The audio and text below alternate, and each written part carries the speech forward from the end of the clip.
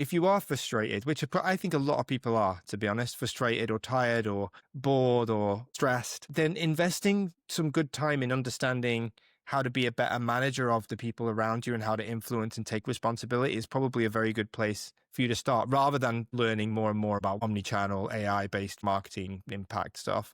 I think everyone is a manager. So every employee should focus on right now, today, how can I be one step ahead of my stakeholders? Now, that doesn't mean you always have all the answers, but it means you've thought about what the problem might be. So you're not, as a result, being led by everyone. And if you feel like you're being pulled in all directions by everybody else, which is not uncommon, you're being led by everybody else. There's senior leaders in companies who have layers below them in the organization, but they're being led by their line manager, by the special committee they're on here, by the special growth project that they're involved in here, by the assignment there, by customers here that if they really weighed them up are not impactful customers, but they're spending lots of time with. So people are being led by all these different stakeholders rather than leading. And even if you're at the lowest level possible in an organization, what you should also be looking at, how can I be a step ahead if everyone else is above you? But if you can write down wherever you are, now you shouldn't do that in complete isolation.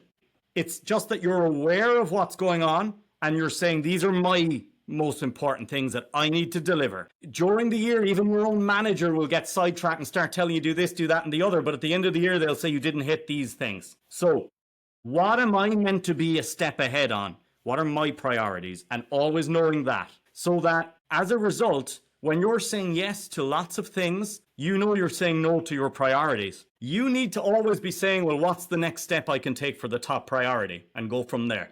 You might be feeling really stressed because you saw a LinkedIn video where someone says, you got to do this with AI. And then you spent 2 hours looking at it. And then what happens? You didn't move the needle on your top goal. So we get distracted by all this noise and we forget to do our top thing first. And if you're focused on your top priority, guess what? You are leading, not being led.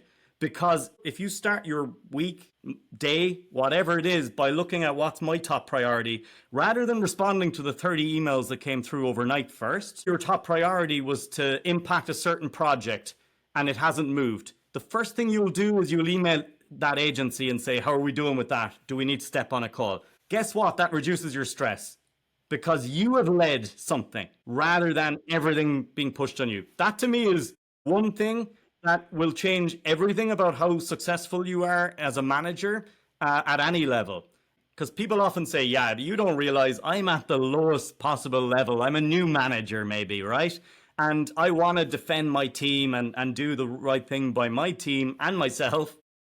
But when I'm speaking with a leader above me and they're telling me, jump, I say, how high? If you're in that meeting with your leader and instead of sitting there at the beginning, you let them tell you exactly the agenda, you're saying, okay, great, I'd love to update you on where I am with my top 3 priorities. You're driving the agenda.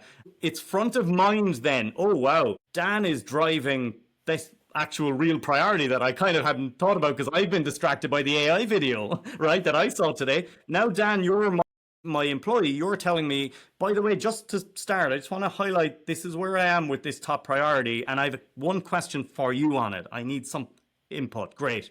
You're leading it.